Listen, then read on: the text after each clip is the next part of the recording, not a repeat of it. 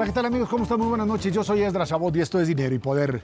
El domingo se realizó el primer debate presidencial entre los 5 candidatos, los independientes Margarita Zavala y Jaime Rodríguez Calderón, el Bronco, y los 3 compartido, José Antonio Meade, Ricardo Anaya y Andrés Manuel López Obrador.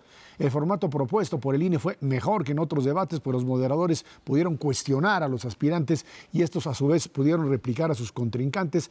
De acuerdo con sondeos posteriores al debate, aunque López Obrador no bajó en las encuestas, Ricardo Anaya fue quien mejor desempeño tuvo. Mauricio González, Macario Esquetino, buenas noches. Pues ahí estuvo el debate, un debate bastante interesante. Los moderadores, Azucena Oresti, el propio Sergio Sarmiento y por supuesto Denise Merker haciendo un muy buen trabajo, sin duda alguna, cuestionando en un formato, por supuesto, mucho mejor que el que tuvieron los candidatos a jefe de gobierno de la Ciudad de México, en donde pues por lo menos sí hubo esta posibilidad de cuestionamiento y en donde pues vimos sí a 5 candidatos que tenían estrategias de ataque y contraataque, en donde pues sí, al principio todos disparaban sobre López Obrador. Él se quejó, dijo, me están echando un montón. Y bueno, en algún momento Jaime Rodríguez Calderón fue el que cambió la estrategia cuando le pregunta directamente a José Antonio Meade sobre su responsabilidad en la asignación de presupuestos a gobernadores, y esto genera la confrontación otra vez. Anaya en contra de Meade, teniendo además a un Bronco, como decíamos, pues que vino a disparar lo que sea, con la estupidez que se le ocurriera, cortar manos y cosas por el estilo, y a Margarita Zavala, que independientemente de su pues no facilidad en la expresión, llamémoslo así, pues estuvo ahí en el plan de tratar de presentarse como una alternativa diferente a las otras. Sí, creo que fue muy importante el debate porque la gran mayoría de los mexicanos no conocía a los candidatos. Todo el mundo conoce a Andrés Manuel porque ya lleva un rato en campaña, pero la verdad, creo yo, la mayoría nunca había visto a Ricardo Anaya o a José Antonio Meade durante un periodo más o menos largo de tiempo, opinando, reaccionando, atacando, defendiendo. Y creo que esto fue muy útil para que los mexicanos conocieran quiénes son los candidatos y pudieran tomar una decisión. A mí me parece que Margarita Zavala demostró que no debería estar en esto. No creo que tenga ninguna posibilidad de ganar, pero además tampoco creo que tuviera mayores habilidades para dedicarse a ser presidenta o algo por el estilo. El Bronco también no era conocido por los mexicanos en general. Los de Monterrey y por todo Nuevo León lo conocían, pero los demás no. Y creo que fue muy exitoso en términos de ser alguien audaz, dicharachero, simpático, al extremo que en las redes dicen que pues habría que invitarlo a hacer un show, ¿no? Porque pues como candidato no va a llegar a ningún lado, pero para el show sí puede ser exitoso. Los otros 3 son los que realmente están compitiendo y creo que José Antonio Meade desaprovechó la oportunidad de colocarse realmente en competencia. El PRI viene en una situación bastante seria, en todas las encuestas se le coloca en un tercer lugar lejano, y creo que se necesitaba para este partido, Meade necesitaba ubicarse como una alternativa y en mi opinión no lo logra, de manera que se concentra la disputa presidencial entre Ricardo Anaya, que tuvo un debate muy exitoso según todos los que evaluaron, y Andrés Manuel, que traía la mejor posición, sigue estando en primer lugar, pero tuvo un mal debate. Entonces creo que sí ayudó esto a mover un poco las discusiones, las preferencias, y sabremos con certeza cuál fue el efecto neto, pues cuando tengamos encuestas. Hasta ahorita la única que yo conozco es esta que se hace por teléfono con robot de Massive Caller, pero no hay encuestas de cambio de preferencias. Hubo una encuesta de Demotecnia acerca del resultado del debate, mediciones tipo sondeo en Reforma, pero una medición en forma creo que la tendremos probablemente hasta la semana próxima. Así es, déjame tomar este punto. Yo coincido en que el debate fue bueno. A mí el formato me gustó infinitamente más que los anteriores, que no servían realmente para que los ciudadanos nos diéramos cuenta no solamente de cómo reaccionan o cómo son los candidatos, sino también de algunas de sus propuestas. A fin de cuentas, lo que cualquiera de ellos que llegue a ser presidente, pues va a echar a andar algunas de las ideas que trae en la cabeza, y particularmente en los problemas que aquejan a la ciudadanía, la inseguridad, la corrupción, la economía familiar, es en donde también en varias mediciones de opinión pública la gente está preocupada porque ve que su economía familiar le cuesta mucho trabajo avanzar. Entonces creo que este debate, además un poco del teatro propio de todos los debates, que pues, es lo que lo hace atractivo para estar ahí pegado 2 horas en la tele, viéndolo, también se da uno cuenta de los matices y de quién trae mejores ideas y quién no. Retomo el punto de las encuestas. Efectivamente, creo que hubo varias encuestas, algunas casi inmediatas al día siguiente, de quién ganó el debate. El consenso me parece que es que el que ganó el debate es Ricardo Anaya, ¿no? Y que esto le puede dar posibilidades de reestructurar su estrategia de campaña y dar una mejor pelea. Sin embargo, yo creo que la parte más importante es cómo se ha afectado, o si es que se ha afectado, la preferencia electoral a raíz del debate. El debate tiene efectos inmediatos, ¿no? Es como cuando ves un buen partido de fútbol, cuando ves una buena película, un buen espectáculo, pues lo comentas, pero ya después de 5 días pues ya se te olvidó, ya estás en otra cosa. Y la razón por la que las encuestas con metodología tradicional, que son las de visita domiciliaria, las encuestas de visita domiciliaria se hacen los fines de semana, porque es cuando hay más, las personas están en su casa, si no, pues están trabajando y no te abren la puerta. Entonces, apenas va a pasar el primer fin de semana, que será próximos días, y ahí es donde yo creo que se van a levantar varias encuestas. Entonces, esas encuestas las conoceremos hacia mediados o fines de la semana entrante, y yo creo que allí sí es muy importante ver qué sucede. No tanto quién ganó o perdió el debate, sino qué tanto se afectó la diferencia entre el primero y el segundo lugar. En la mayoría de las encuestas, el primer lugar lo tiene Andrés Manuel López Obrador, el segundo lugar lo tiene Ricardo Anaya, y hay que ver porque Andrés Manuel andaba muy confiado de que no, que seguía creciendo y creciendo y creciendo. Hay que ver si después del debate esto persiste. Anaya está un poco estancado, vamos a ver si con esto repunta, vamos a ver qué pasa con la preferencia electoral respecto a José Antonio Meade. Entonces creo que la semana entrante vamos a tener muy buena y abundante información al respecto. En efecto, esta encuesta de Massive Caller, que sí habla sobre preferencia electoral, reduce a un dígito, 8 puntos me parece que es la diferencia entre Andrés Manuel y Ricardo Anaya. Y eso, si se confirma con otras encuestas, pues quiere decir que entonces la la competencia va a estar muy, muy reñida en los 60 días que quedan de campaña.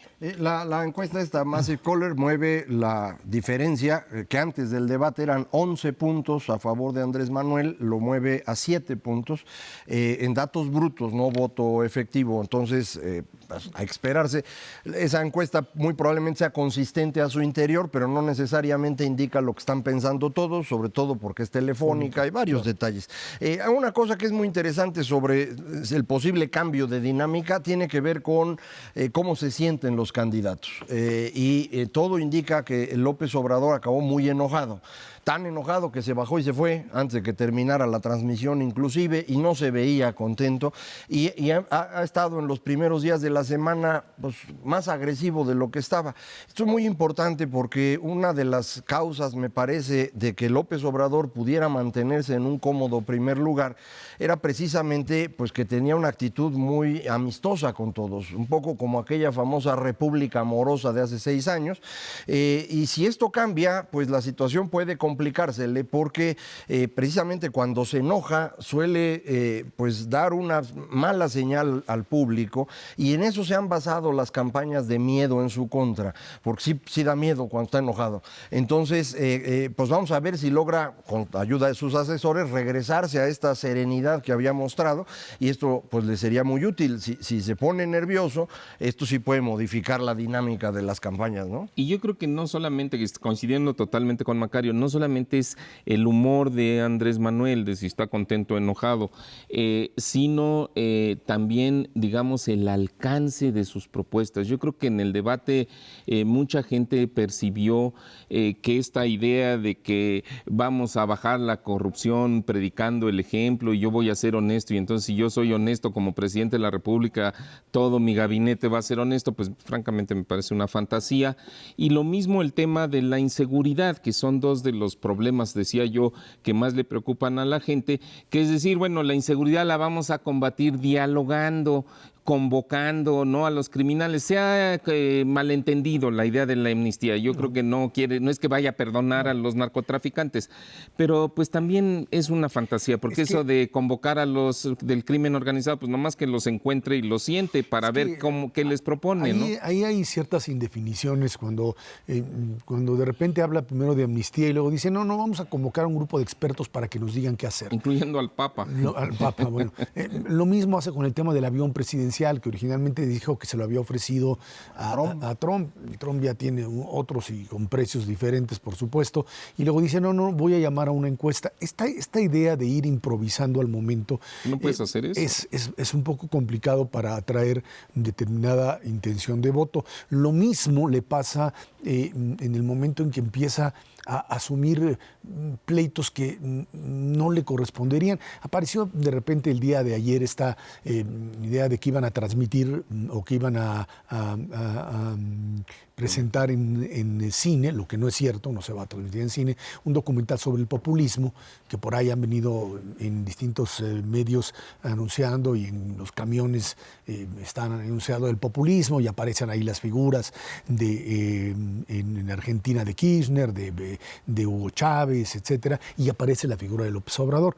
Y él entra al debate diciendo, es que esta es guerra sucia contra mí porque yo no soy, e inmediatamente empieza a comprar un determinado, una etiqueta que él, por supuesto, ha tratado de rechazar con respecto al tema populismo, y se mete de lleno otra vez en ese tipo de debates a los cuales, pues, yo creo que si tuviese una visión mucho más clara de la ventaja que tiene, no tendría por qué estar asumiendo ese tipo de golpes y más que decir, y vamos contra ellos en redes, etcétera, esa es otra vez, como decía Macario, volver a calentar el escenario en su contra, ¿no? Sí, creo que tiene ese problema, no puede reaccionar bien bajo presión. Cuando se siente presionado se enoja y entonces reacciona, como tú dices, agarrando pleitos que no debía agarrar, no tiene una gran capacidad de respuesta o argumentación, entonces se mete en discusiones que al final de cuentas lo pueden dañar, y en este momento, si él percibe que probablemente ellos ya tengan algunas mediciones y percibe que se está cerrando la distancia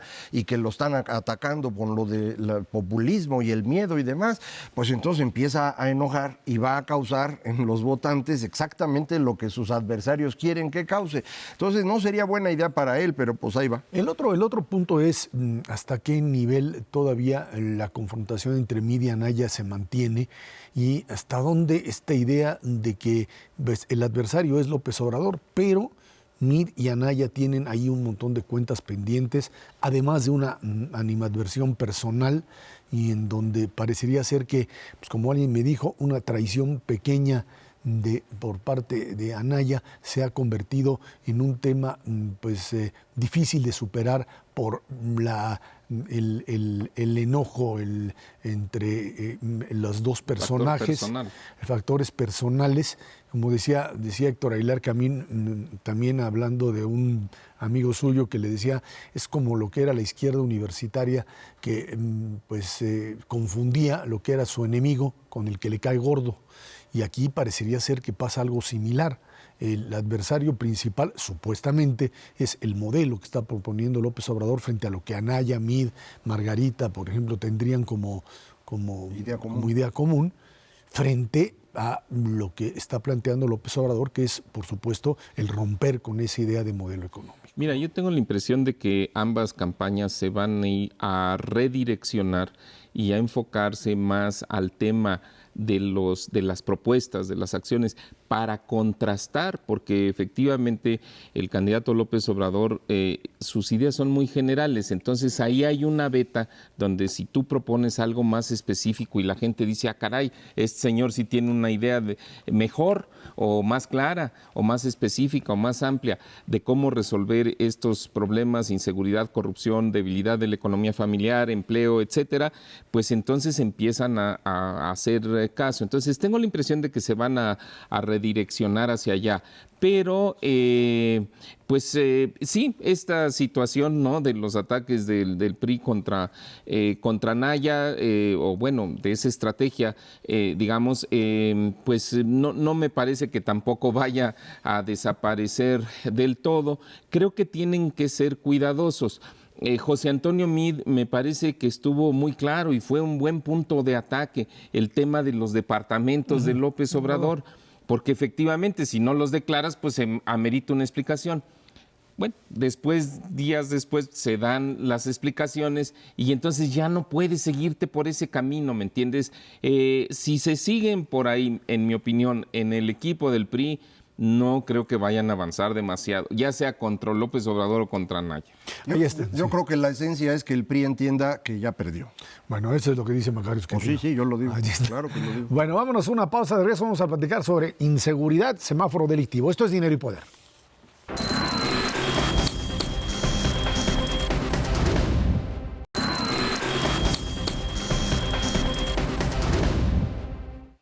La organización Semáforo Delictivo informó que durante el primer trimestre de este año, las ejecuciones por parte del crimen organizado registraron un incremento del 35%, mientras que delitos como narcomenudeo y feminicidio registran aumentos del 37 y 18% respectivamente. Durante el mes de marzo se registraron 2.346 homicidios, de los cuales el 75% fueron por parte de la delincuencia organizada. Nos acompaña aquí en el estudio Dinero y Poder Santiago Roel, director de Semáforo Delictivo. Santiago, buenas noches, muchas gracias por estar aquí con nosotros.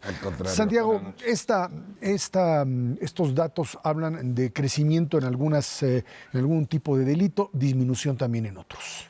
Así es, está mixto el panorama del primer trimestre del año. Al finales del 2017 tuvimos incremento en todos los delitos, rompimos récord, ya se ha comentado mucho, y este primer trimestre está mezclado, ¿verdad? Como decías, baja en secuestros, baja extorsiones, pero nos preocupa mucho el incremento de homicidio y dentro de él lo que está disparando al homicidio, que es las ejecuciones de crimen organizado.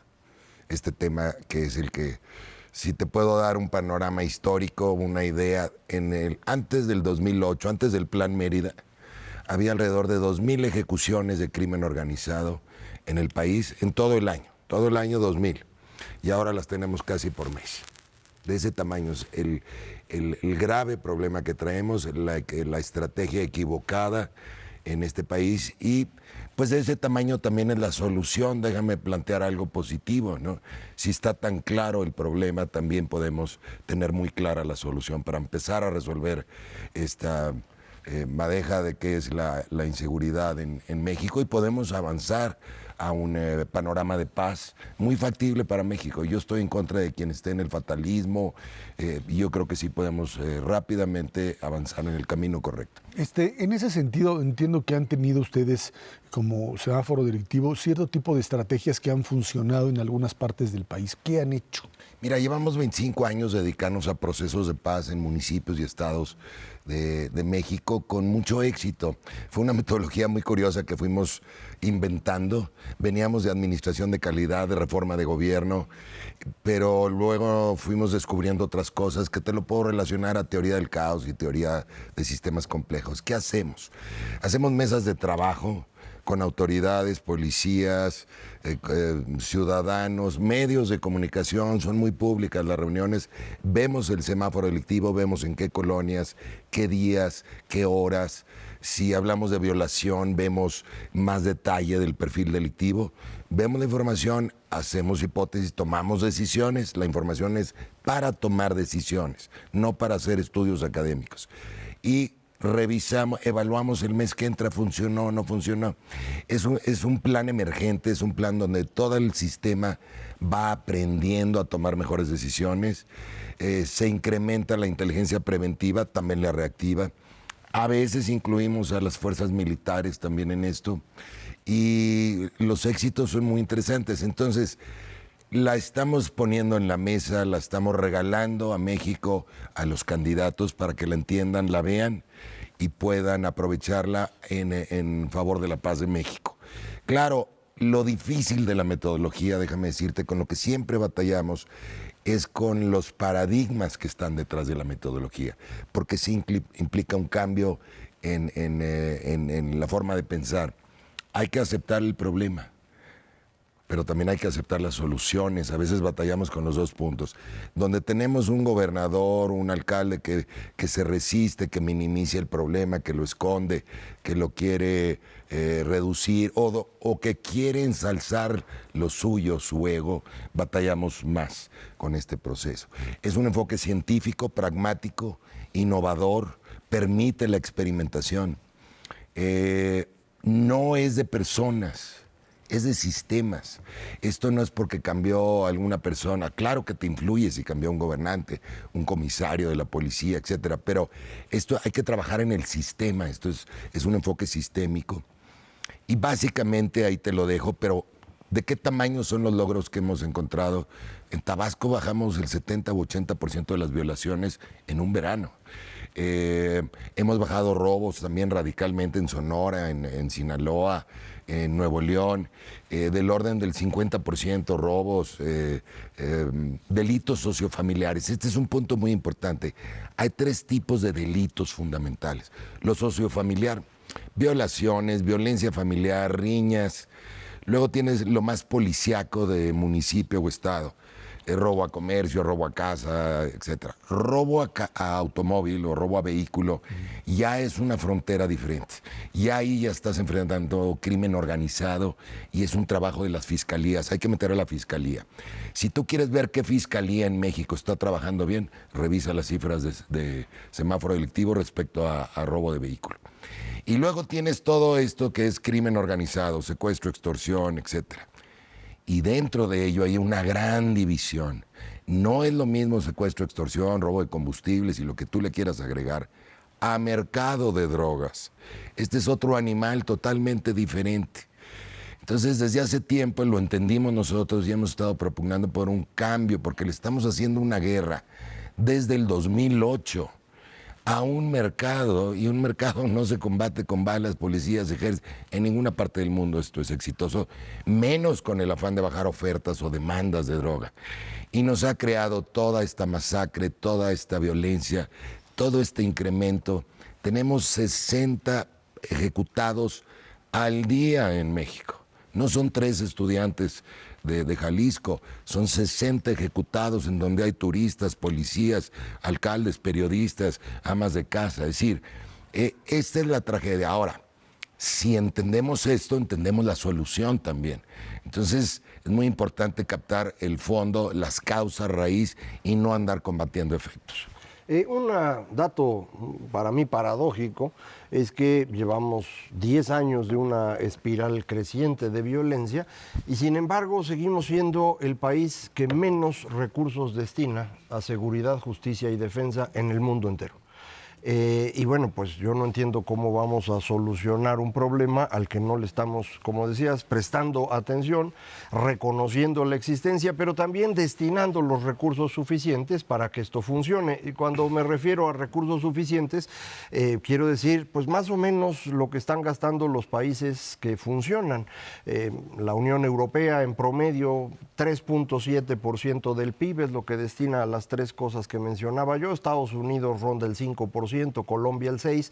Entonces creo que sí son pocos recursos, probablemente además no hay los sistemas necesarios. Entonces creo que una combinación de estos sistemas, pero también con más recursos, va a ser indispensable para poder enfrentar el problema. Muy buen punto, porque nuestra metodología lo que propone es mejor toma de decisiones. Y muchas veces las ideas y hasta los presupuestos pueden ser buenos, pero en la ejecución se complican. Hay que mejorar la toma de decisiones. Ahora, cuidado dónde le metemos dinero, porque si le metemos dinero a la prevención, bien. Si le metemos dinero a los policías preventivos, bien. Pero si le metemos dinero a una guerra contra un mercado, cuidado. Vamos a tener lo que yo llamo el efecto paradoja. Vas a lograr justamente el efecto contrario, se te va a revertir. Entonces, sí, estoy de acuerdo contigo. Claro, cuando tengo reuniones con policías municipales, pues es tema de todos los días que no traen suficientes recursos, ¿no? Patrullas, equipo de radio, sueldos. A veces no les pueden pagar el aguinaldo. Imagínate el alcalde preocupado porque su policía. Entonces, claro que enfrentamos lo que tú dices.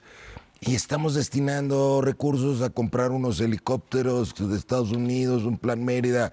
Cuando vas a la frontera tú en Estados Unidos, te detienen unas garitas inmensas para revisarte que no lleves droga a Estados Unidos. Y de regreso no hay ninguna garita. O sea, dinero para cuidar a los norteamericanos, su frontera. Entonces, sí, mal empleado el dinero, poco y mal empleado el dinero. Regreso al punto de los diferentes delitos. Nos acabas de comentar que la tragedia es que hay, ¿no? 60 ejecutados. Y de tu primer comentario me da la impresión de que a lo mejor es posible instrumentar una estrategia simplemente llegando a las comunidades, organizándolas, tratando de diagnosticar el problema específico de la comunidad. Y seguramente en los delitos sociofamiliares puede ser, pero los 60 muertos pues no vienen de ahí. No. ¿Cómo abatir eso? ¿Cómo reducirlo? Porque yo creo que eso es lo que más le preocupa a la ciudadanía, ¿o no? Toda la razón tiene. Es decir, cuando trabajamos delitos sociofamiliares, no son policíacos, trabajamos con el DIF, trabajamos con el Instituto de la Mujer, trabajamos con Desarrollo Económico. O sea, sentamos en la mesa a estos temas, ¿no? De desarrollo económico, desarrollo social. Pero no tiene nada que ver con esta violencia extrema de 60 ejecutados, que además los policías preventivos nos dicen, pues, fueron de los 10 muertos de este mes, comandante, ¿cuántos fueron de crimen organizado, de mercado de drogas? Pues 9 o 8, ¿no? La mayoría. Ese es otro tema y esa es la confusión que traemos en México. Esa es la confusión que tuvo Felipe Calderón, es la confusión en la que continuamos este sexenio y es la confusión que veo en los candidatos. No han entendido, porque cuando un candidato dice, vamos de frente contra el crimen organizado, ¿cuál? ¿Me estás hablando de secuestros y extorsiones? Órale. O robo de combustibles, claro, con inteligencia y cuerpos especiales y fiscales. Pero si me estás hablando de mercado de drogas o estás metiendo los dos, cuidado. Nos van a seguir creciendo las ejecuciones y luego nos afectan los delitos sociofamiliares. Nos incrementa violación, nos incrementa violencia familiar y nos deteriora, se colapsa la autoridad local incluso hasta se va del otro lado. Y entonces pides ejército para que resuelva el problema y ahora estamos enojados porque el ejército está en las calles, pero la autoridad local está colapsada. Aquí está la causa en el mercado negro de las drogas. Pero entonces, ¿cómo lo combates? Con regulación de drogas, con principios económicos. Y lo único que funciona es la regulación de drogas, porque con eso le quitas el mercado y el negocio a las mafias. Lo demás es atacar síntomas. Que si el tráfico de armas, que si el lavado de dinero, todo eso son efectos y no vas a poder. Es un sistema complejo. Hay 3 maneras de atacar esto. Una guerra frontal contra el mercado, que es lo que hemos hecho nosotros o Colombia, y ahí están las consecuencias. No lo hace ni Estados Unidos. 2, administrar el problema, desde como lo hace Estados Unidos hasta como con más inteligencia lo hacen algunos países europeos. Te crea otros problemas, ¿no? Estados Unidos tiene un gran problema de consumo de drogas. Y la tercera, que es la vía racional, es la vía de fortalecer al Estado de Derecho. Es la vía inteligente, es la vía humana y es la que la historia nos va a dar la razón. Esto va a ser tan obvio en unos años. Es regular el mercado. ¿Por qué? Porque le estamos quitando el negocio a las mafias y estamos fortaleciendo al Estado de Derecho. Y la gran confusión que hay en esto, cuando yo digo hay que regular las drogas, es que la gente confunde y dice, ahora se van a promover las drogas. No, es justo lo contrario. En los países en donde se han regulado drogas o en los estados, proteges a los jóvenes, que es a quienes quieres proteger del consumo de drogas, y por otro lado reduces daños de todo esto que hablamos. Violencia, corrupción, prostitución de jóvenes, muchos jóvenes se prostituyen para conseguir las drogas. Esta simulación del Estado de Derecho, esta guerra que traemos contra el Estado de Derecho, tratando de combatir un mercado, la resuelves por el contrario. ¿Qué está regulado en México? Las armas están reguladas, está regulado los medicamentos, están regulado el tabaco y el alcohol. El mismo esquema, y las drogas no. Al respecto, suena lógico, pero no es nada simple de hacer. Por varias razones. No todas las drogas son iguales, algunas se pueden regular de una manera y otras de otra. Por ejemplo, los opiáceos son un problema muy significativo, la marihuana no lo es tanto, hay que tener regulación distinta, pero también tenemos el problema de que hay que cumplir esas regulaciones. Y aquí en México eso no pasa. Por ejemplo, en el caso de tabaco tenemos un contrabando brutal y en el caso de alcohol se estima que el 50% que se vende en México es alcohol falso. Entonces, pues para poder aplicar esas regulaciones necesitas este Estado fuerte del que estábamos hablando hace un momento, que no tiene que tener una fuerza necesariamente de fuego, pero sí una fuerza para aplicar las regulaciones. Claro, mira, cada droga de acuerdo a su riesgo. ¿Conoces el caso de Suiza y la regulación de la heroína? Súper exitoso. Y si se puede regular la heroína, claro, ellos la regalan, ¿no? Y es todo un esquema, es muy interesante. No es lo mismo que la marihuana, no es lo mismo que otra droga. Aquí traemos dos temas para no manejarlo en abstracto, ¿no? La regulación de la marihuana recreativa, que no tiene chiste hacerlo, y que mientras en Canadá y Estados Unidos ya hacen grandes negocios, nosotros hacemos grandes matanzas, estamos perdiendo una oportunidad de negocio, etcétera. Y la otra, sumamente lógica, estamos hablando de la regulación del cultivo de la amapola, esta propuesta de México Unido contra la Delincuencia, excelente, en donde estás diciendo, en lugar de producir opio para la heroína, para el consumo de heroína de los gringos, vamos a producir medicamentos en México. Nadie está hablando todavía de regular la heroína. Entonces vamos a concretarlo eso y yo lo veo muy factible. Y vas a estar impactando a los campesinos más pobres de México, toda la costa del Pacífico. Es muy interesante, ¿no? Lo hizo Turquía en los 80s, con 70s, con mucho éxito. Yo no veo tanta complicación. Dos, oye, pues que hay contrabandos y que a veces se le vende la cerveza a los menores de edad. Sí, claro, no somos el Estado perfecto, pero lo manejamos mejor que las mafias, ¿o no? ¿No se maneja mejor el cigarro o el alcohol o los medicamentos controlados por parte del Estado que por las mafias? ¿O le apostamos a las mafias o le apostamos al Estado de Derecho? Y una vez que le apostamos al Estado de Derecho, trabajamos mejorar el Estado de Derecho con las herramientas tradicionales, rendición de cuentas, participación ciudadana, etcétera. Pero a ver, reclámale a una mafia alguna cosa, a ver cómo nos van, ¿no? Entonces, sería mi respuesta. Ahí está. Santiago Roel, director de Semáforo Delictivo. Muchísimas gracias por haber estado Al contrario, gracias a ustedes. Vámonos a una pausa. Esto es Dinero y Poder.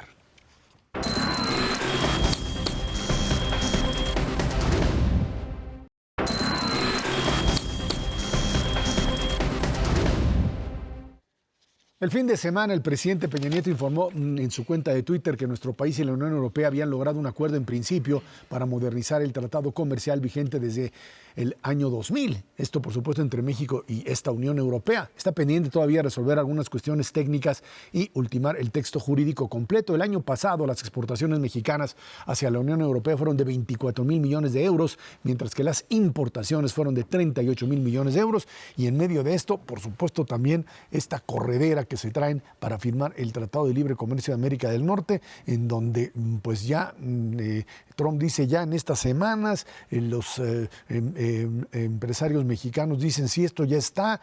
Trump inventa de repente que migración, le dicen no, quítese qué migración, ahorita no estamos hablando de eso.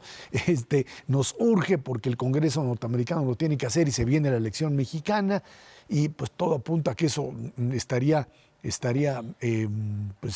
digamos, cuajando en algo que yo diría es parte de un triángulo que puede ser muy bueno, que es, por un lado, Tratado de Libre Comercio con la Unión Europea, Tratado de Libre Comercio de América del Norte y, por supuesto, el TPP-11, este acuerdo transpacífico ya firmado y en donde sería una gran victoria para el libre comercio. Así es, sí. Así es, Ezra. Es que el dedito señaló. Sí, no, que quiera, así, la verdad, Ezra, es que sí, efectivamente ha sido muy positivo. Estos tratados ayudan a México en muchos aspectos. Desde luego promueven la diversificación del comercio internacional de nuestro país. Recordemos, ya el auditorio se lo sabe de memoria, pero 80-85% de nuestras exportaciones se van al mercado estadounidense. Es importante que México logre penetrar mejor otros mercados como es el de la Unión Europea. Cuando tú sumas los países de la Unión Europea, tienes una economía pues casi del tamaño de la de Estados Unidos, no tan grande, pero es muy, muy fuerte ese bloque. Cuando sumas los países del bloque asiático, aunque están muy lejanos geográficamente, pero les podemos vender muchas cosas, sobre todo productos agropecuarios y demás. Entonces eso yo creo que es muy bueno. Pero el otro es el tema de que se está aprovechando estos tratados para cimentar, para dejar literalmente ahora sí que escrito en piedra muchos de los mecanismos de protección para los participantes en el comercio internacional entre México, la Unión Europea, el bloque asiático, y si se llega a dar, que yo tengo confianza que sí va a ocurrir, un nuevo tratado con los Estados Unidos y con Canadá, pues eso ayuda, porque no es que les des garantías de que van a ganar mucho dinero, esa es una versión completamente equivocada, es simplemente que les dejas claras las reglas del juego, y en el comercio internacional intervienen no solamente las empresas que compran y venden productos de un país a otro, sino también las empresas que invierten, Ezra. Y en esta ocasión, en rubros tan importantes como el rubro de la energía, o sea, toda la participación privada que viene del exterior para sacar más petróleo, que tenemos muchísimo en el subsuelo, pero que no tenemos los recursos para sacarlo, para hacer más eficiente el uso, la distribución, el almacenamiento de los energéticos, todo eso quedaría protegido, hasta donde yo entiendo, dentro de un marco legal. Entonces ya no está sujeto a voluntades, ya vaivenes, ya vendavales políticos, y eso es muy bueno para el país en su conjunto. A lo mejor no les gusta a algunos políticos que sea así porque les resta discrecionalidad. De eso se trata. Y en estos tratados eso es un punto muy, muy fuerte, independientemente de los detalles técnicos. Yo creo que ese es el elemento más importante de los acuerdos para México en particular.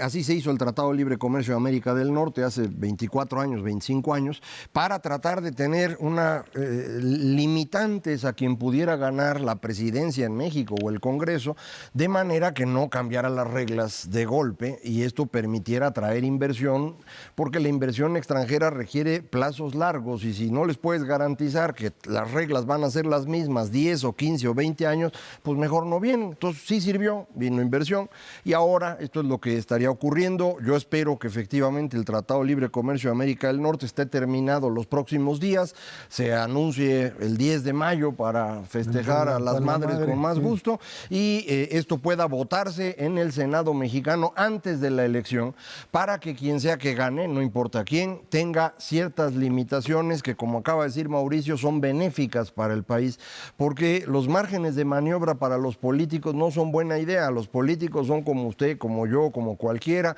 se equivocan, se vuelven locos. Bueno, hay que tratar de ordenarlos, para eso son las instituciones, y este sería un caso. Entonces puede ser muy útil, en particular en el tema energético, que Andrés Manuel ha dicho que querría echar atrás la reforma. Ya no podría echar atrás la reforma, sí podría limitar el número de licitaciones y concesiones, pero todas las inversiones que ya se hicieron, que ya se prometieron, se podrán hacer, y eso es muy importante, porque si ahorita de pronto llegan y dicen, pues lo que ustedes compraron ya no existe, pues perdemos todo. Entonces creo que eso es muy útil. Entonces ojalá y así sea. Ayer me enteraba yo que el NAFTA está prácticamente listo, que están en la discusión de reglas de origen, en particular sector automotriz. Hay algunas peticiones que se ve clarito que vienen directo del señor Donald Trump para poder decir que él logró esto o aquello, y pues hay que estarle ajustando ahí para que pues pueda las medallas, para que pueda decir algo sin que nos eche a perder todo. Entonces creo que en eso están. Yo creo que tenemos gente extraordinariamente calificada negociando de parte de México. No tengo duda que sabrán resolverlo. En todo caso, estamos ante una situación en donde el tema de esta firma de tratados terminaría, yo no sé, influyendo hasta qué punto en la elección mexicana. Uno suponía que esto le daba.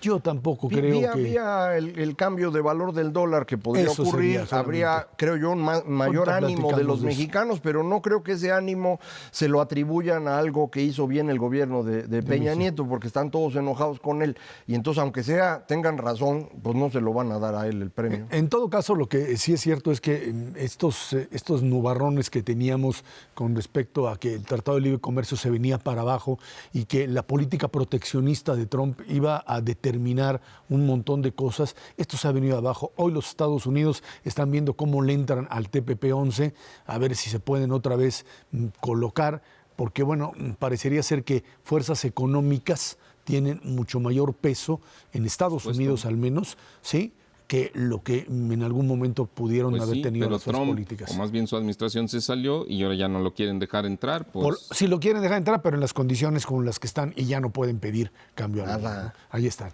Bueno, vámonos a una pausa, de regreso hablamos sobre eso, inflación y por supuesto el precio del dólar que tiene también preocupada a buena parte de la clase empresarial mexicana. Esto es Dinero y Poder.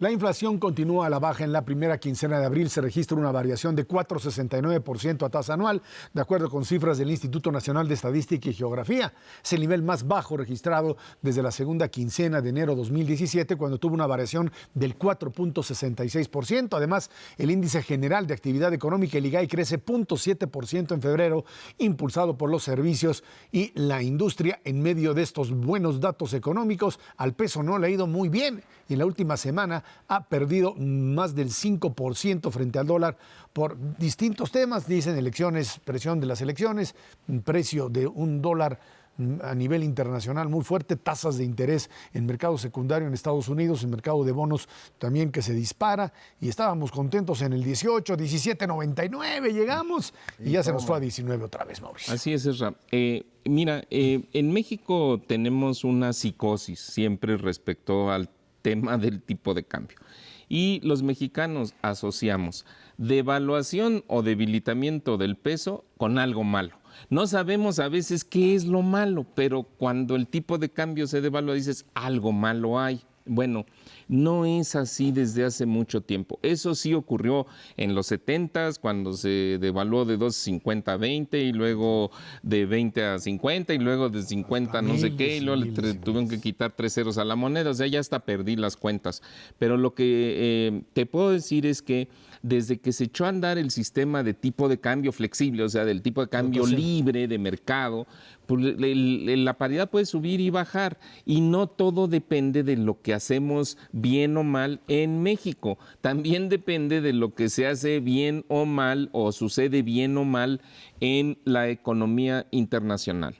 El peso se había fortalecido desde hace un par de meses a la fecha, un poquito más, cerca de 10%. Entonces la gente decía, pues ya se están mejorando las cosas.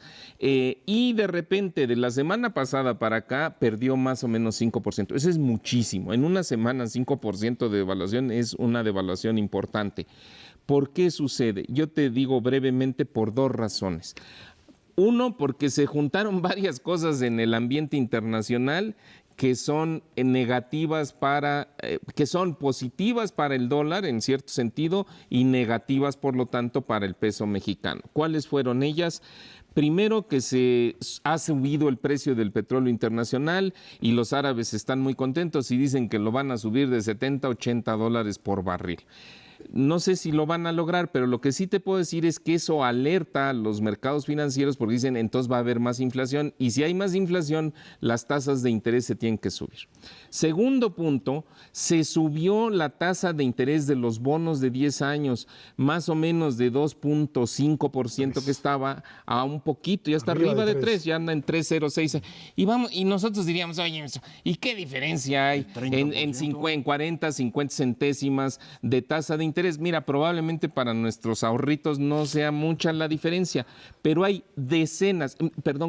centenas en el mundo de inversionistas institucionales, fondos de inversiones que invierten desde $1,000 millones hasta 10,000, 15,000, 20,000 y para ellos 5 centésimas en 10,000 millones de dólares, pues son 50 millones de dólares de diferencia. Entonces, para ellos sí es muy importante. Se suben las tasas de interés en los bonos de Estados Unidos, los capitales en el mundo se van a refugiar, o sea, van a comprar bonos de esos para ganar más lana y entonces el dólar se fortalece y el peso se fortalece frente a la libra, frente al yen, frente al euro y pues se devalúa el peso. Entonces yo te diría concretamente, para finalizar, La mitad de este 5% de devaluación de la última semana, más o menos, no tiene nada que ver con lo que está sucediendo en la economía mexicana, no tiene nada que ver con las elecciones, ni con el debate, ni con las encuestas, ni con nada. Y la otra mitad es algo normal, que es en el periodo electoral, entiéndase de que empiezan la campaña, al que se da la elección. En las últimas 2 elecciones, sí, los inversionistas pues no ven incertidumbre, se ponen nerviosos, el tipo de cambio normalmente se mueve alrededor de un 10% en ese periodo. Entonces, que se suba 2% en una semana ahí, efectivamente, a partir del debate y de ciertas encuestas, yo te diría que está dentro de los límites normales. Entonces, así, nomás que acostumbrémonos, así va a ser, con esta volatilidad para arriba y para abajo. Si hay buenas noticias del Tratado de Libre Comercio, se mejorará un poco la paridad, se reducirá, o sea, se reevaluará el peso, y de aquí hasta el día de la elección acostumbrémonos, porque así vamos a andar en el sub y baja cambiario. Tiene razón Mauricio, aquí en México nos espanta mucho el dólar, pero en general los seres humanos somos bastante limitados, o sea, no somos muy brillantes, más bien somos medio tarugos, y entonces tratamos de entender la realidad, pues acomodándola a alguna cosa sencilla que podamos entender, y entonces pues muchas personas cuando vieron que el peso se movió estos 5 puntos, ¿no?, de la semana de abril 19 para acá, 5%, pues todo el mundo dice, no, pues es que el tipo de cambio está reaccionando al cambio de tipo y por eso pues el nerviosismo por López Obrador. Todo muy tranquilo, acaba de explicarlo muy bien Mauricio, la mitad de ese movimiento vino de un fenómeno global. De hecho, cuando ustedes ven el tipo de cambio del peso contra el euro, el ajuste es de 2%, 2,5%, no de 5%, precisamente porque es un fenómeno global. Y los otros 2 puntos, ¿de qué vienen? Pues quién sabe, mano. Eso de andar queriendo explicar lo que le pasa a la bolsa o al tipo de cambio, siempre con una explicación muy clara, es bien difícil de saber, no es muy sencillo entender en qué están pensando esta gran cantidad de inversionistas. Indudablemente afecta el tema electoral, puede afectar el tema del tratado, en donde algunas personas que pensaban que ya estaba casi listo, escuchan noticias de que siempre no, o escuchan la noticia de que el señor Trump, que lo dijo me parece el jueves de la semana pasada, voy a meter migración en el tratado, se espantan, con eso da para el 2%. Entonces sí, yo coincidiría, nos vamos a estar moviendo mucho. Una aprobación del NAFTA en los próximos días podría implicar una reducción del valor del dólar significativa. Si ven que baja y llega otra vez a los 17.80 o 17.50, compren, porque al ratito con la elección va a volverse a subir. Entonces hay que tomarlo con tranquilidad. Y está ¿no? el otro dato, que es un dato muy bueno de inflación, en donde esta comienza a ceder como un elemento importante después de gasolinazos y después, por supuesto, de toda esta cadena que el año pasado pues rompió la tendencia decreciente de la inflación. Fíjate que es bueno el dato, es cierto, recordando al auditorio, el año pasado la inflación fue 6.8% anual, se duplicó respecto al año anterior, eso fue un motivo de preocupación en el Banco de México y en general.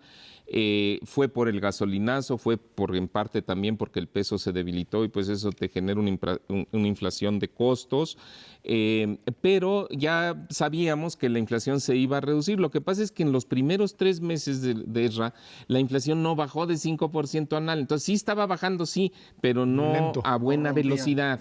Y ya con esta cifra de la primera quincena de abril de 4.69, o sea, ya por debajo de 5%, se pone en curso para efectivamente ir acercándose al límite de tolerancia del Banco de México, que es alrededor de 4%. Esto, no, en mi opinión, no significa que vayan a bajar las tasas de interés, porque ahora ya se complicó el escenario por el otro lado, que es por el lado electoral, por el lado de la volatilidad cambiaria, y en el Banco de México, que siempre son cautelosos, creo que no van a apresurar una reducción de tasas de interés. Entonces, acostumbrémonos a que las tasas de interés se van a quedar ahí en 7,5% por unos meses, y ya después de que sepamos el resultado de la elección y después de que sepamos lo del tratado y conforme se acerque el fin del año y la inflación se siga reduciendo, a lo mejor un poquito. Pero es que además ahí está otro factor que hay que tomar en cuenta, que es la Reserva Federal Norteamericana. Esa la va a seguir subiendo. Que sigue subiéndola y que no puedes, teniendo la presión de la propia Reserva Federal, ir en contra de la propia tendencia. Exacto, ¿no? si ellos suben y tú no es como si tú bajaras, así que ¿para qué le mueves? Ahí la Pero mueves. ya es cierto, ya eso, tienes pero un margen tenemos de una maniobra. diferencia Así enorme es. con ellos. Tenemos Estamos margen. pagando al Sí, 7,5 y eso es ellos cierto. están pagando el 1. Pues, Sí, ahora, no es solo la inflación, ¿eh? Hay una gran cantidad de noticias económicas que son bastante positivas. La economía está creciendo a un ritmo de 2.3%, el de 2% de siempre. Las ventas, ya quitando inflación, crecen al 5%, es decir, el consumo se está moviendo. Entonces, otra vez, la economía tiene una dinámica que parece bastante positiva. No es que sea una maravilla, pero no hay tragedias en materia económica, nadie debe espantarse de eso y creo que debemos seguir concentrados en exigirle a los candidatos soluciones en el problema más importante que tiene México hoy, que es la impunidad, que se refleja en violencia e inseguridad por un lado y en corrupción por otro. Entonces, ojalá y sigamos sobre eso y no nos vayamos a distraer pidiendo maravillas en economía, que pues no tiene caso hacerlo ahorita, ya habrá tiempo de resolver eso después, ¿no? En todo caso, lo que sí queda claro es que variables macroeconómicas le siguen dando a México esta garantía en el exterior, más optimismo afuera del que se tiene adentro, y esta ha sido una variable permanente en el caso mexicano. bueno, y hay más optimismo afuera, Esra, efectivamente, porque las perspectivas comparadas con otros países, Claro, Brasil, así es. Argentina, Perú, inclusive, Son mayores. son iguales o México, o mejores, perdón, sí. en México son iguales o mejores. Entonces, Así es pues como están. todo en el mundo es relativo. Mauricio González Macarios, que tiro, muchas gracias. Gracias a usted que nos ve y nos escucha aquí todos los jueves en Canal 11 Dinero y Poder. Estamos en la radio Noticias MBS en el 102.5 de FM de lunes a viernes de 5 a 7 de la noche. Por nuestra parte, muchísimas gracias y muy buenas noches.